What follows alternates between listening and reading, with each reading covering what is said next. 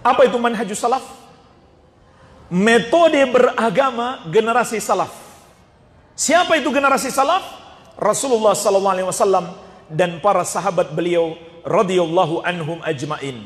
Bahkan inilah hakikat hijrah. Kita berhijrah dari penyimpangan, kesesatan, maksiat, dosa menuju kemana?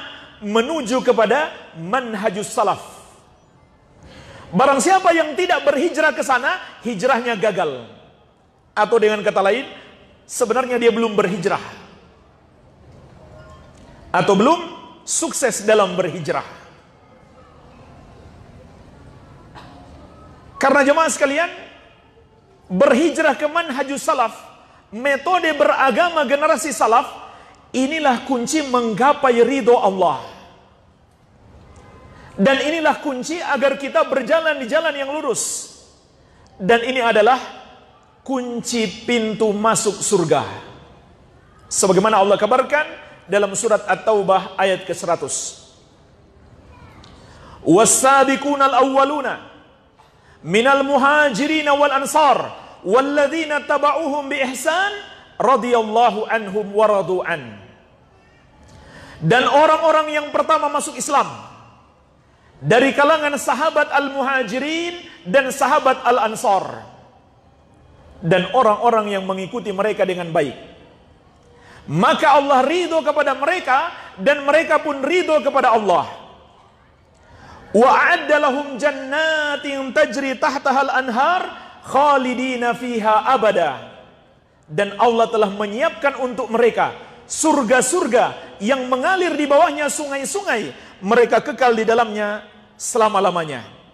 Dzalikal fawzul azim, itulah kemenangan yang besar. Ini kan tujuan kita berhijrah, supaya masuk surga, selamat dari api neraka. Maka Allah kabarkan dalam ayat ini untuk menggapai ridho Allah dan surganya di akhirat adalah dengan mengikuti al-muhajirin wal ansar. Sebab ayat ini mengabarkan kepada kita generasi yang telah Allah ridhoi. Apa yang Allah ridhoi? Amalan mereka, pemahaman mereka terhadap agama. Allah telah ridho. Allah tidak menyalahkan mereka. Allah membenarkan mereka. Itu maksudnya Allah ridho. Dan Allah telah menyiapkan untuk mereka surga. Siapa mereka itu? Ada dua golongan. Dalam ayat ini Allah menjelaskan kepada kita dua golongan yang Allah akan berikan keridhaan dan jaminan surga. Golongan yang pertama, al-muhajirin wal ansar, sahabat-sahabat terbaik dari kalangan al-muhajirin wal ansar. Kemudian siapa lagi golongan yang kedua?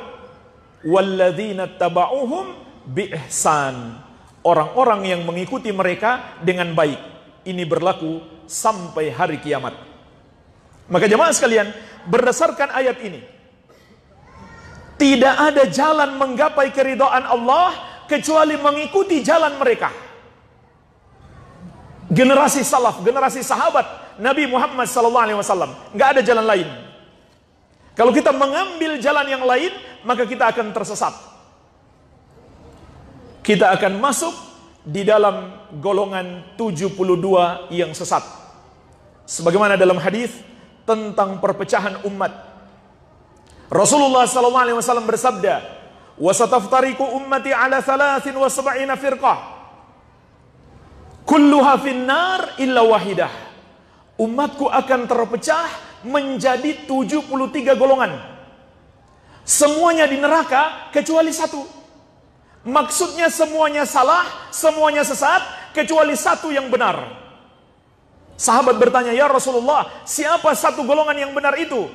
Maka Nabi SAW menegaskan, "Ma ana alaihi wa ashabi," yang mengikuti aku dan para sahabatku. Tidak ada jalan lain untuk kita sukses berhijrah. Bahkan hakikat hijrah itu sendiri mengikuti jalan Rasulullah SAW dan para sahabat. Jadi jangan merasa telah berhijrah kalau belum mengikuti jalan ini, baik dalam akidah maupun dalam amalan anggota tubuh. dalam amal-amal ibadah kita yang zahir. Inilah satu-satunya jalan yang ditetapkan oleh Allah Subhanahu wa taala. Kalau kita mengambil jalan yang lain, maka kita akan tersesat. Bagaimana bisa dikatakan berhijrah kalau memilih jalan kesesatan? Namun itulah faktanya, ada orang berhijrah hanya pindah dari satu penyimpangan kepada penyimpangan yang lain, atau pindah dari maksiat kepada penyimpangan akidah, karena dia tidak mengikuti jalan kan Nabi itu mesti SAW dan hati-hati para sahabat. belajar yang benar, termasuk pemahaman-pemahaman seperti ini. Saya kira perlu dibenarkan lagi, ya. Nah, nanti penting konsultasi, datangkan ustadz yang lain, komunikasi dengan ustadz-ustadz yang itu, dan kita doakan, ajarkan juga dengan ajaran-ajaran yang benar. Gampang kok, sederhana. Kalau ukurannya begini. Kalau ukurannya membenarkan diri sendiri dan orang lain semua salah, itu pasti ada yang keliru. Pasti ada yang keliru karena melanggar prinsip dalam mazhab ini dan melanggar kaidah-kaidah dalam fikih. Saya lihat tuh banyak sekarang kaidah fikih yang muncul baru-baru. Muncul kaidah fikih baru yang ulama pun nggak kenal dengan itu. Ya, saya belajar seperti itu nggak menemukan kaidah-kaidah sekarang. Ya, contoh misalnya, ada kaidah-kaidah sekarang itu kalau nggak ada contoh dari Nabi, berarti bid'ah. Yang nggak ada contohnya bid'ah. Dari mana Anda belajar kaidah itu? Apa semua yang nggak ada contoh itu bid'ah? Tidak. Nanti ada ukuran dalil. Ada dalil, ada contoh sempurna. Ada dalil, contoh sementara. Ada dalil, contohnya nggak ada. Ada dalil samar, jangankan contoh, dalilnya pun samar. Ada 4 kategori. Ya, sepanjang dalilnya ada, contoh nggak ada, nggak harus divonis bid'ah dulu. Sepanjang tidak dicontohkan, digali. Kenapa nggak ada contohnya? Tapi dalilnya ada. Kan sering saya contohkan. Makan daging dob, nggak ada contohnya. Zakat pakai beras, nggak ada contohnya. Contoh dari Nabi, zakatnya pakai kurma. Zakatnya pakai gandum. Berarti antum yang zakat pakai beras itu bid'ah semua. Nah, tidak. Merumuskan ilmu itu nggak begitu. Ada kaidah-kaidahnya, ada dasarnya. Kalau belum dasar ini belum paham, jangan bicara. Itu yang berbahaya nantinya. Ya, jelas ya? Apalagi menafsir ilmu yang satu dengan ilmu yang lain. Itu yang fatal. Ada tauhid, ada akhlak, ada fikih, ada tasawuf. Anda memandang fikih pakai tauhid yang nggak nyambung. Nggak akan nyambung. Ya, apa hukumnya? Kemudian, misal, apa hukumnya saya pengajian di Monas misalnya? Ya, mau pengajian di Monas tapi dinilai dengan hukum tauhid yang nggak nyambung. Tauhid itu hukumnya hukum akidah. Hukum akidah nggak bisa dipakai menafsirkan fikih. Akidah itu hitam putih.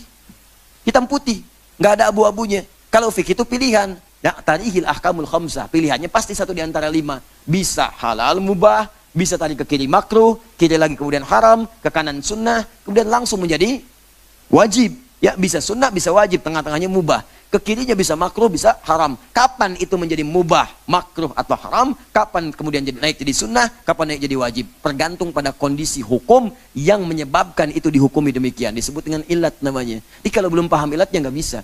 Makanya tauhid diajarkan sebelum hijrah. Ya, fikih diajarkan setelah hijrah. Karena ketika hijrah sudah dekat dengan Allah, diajarkanlah fikih.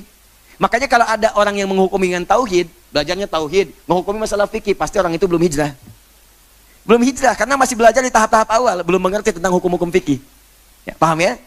Nah, jadi yang seperti ini menurut saya dijauhi saja, dijauhi, supaya tidak melahirkan nanti fanatisme yang berlebihan, dan belajar dengan baik lagi, serta tetap mendoakan yang demikian. Tadi tetap dihukumi hukum bergaul yang biasa. Jangan sampai kemudian jadi kasar, tidak.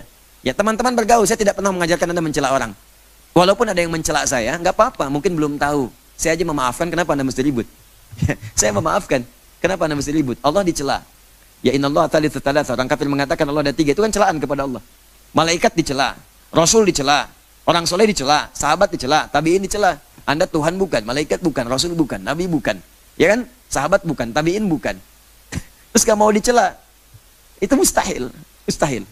Jadi nggak apa-apa ya, walaupun ada yang mencela kita tetap bergaul dengan biasa-biasa. Kalau nggak sepakat, nggak apa-apa. Kan tidak harus sepakat semuanya. Tapi jangan sampai perbedaan itu menghalangi kita minum teh bersama.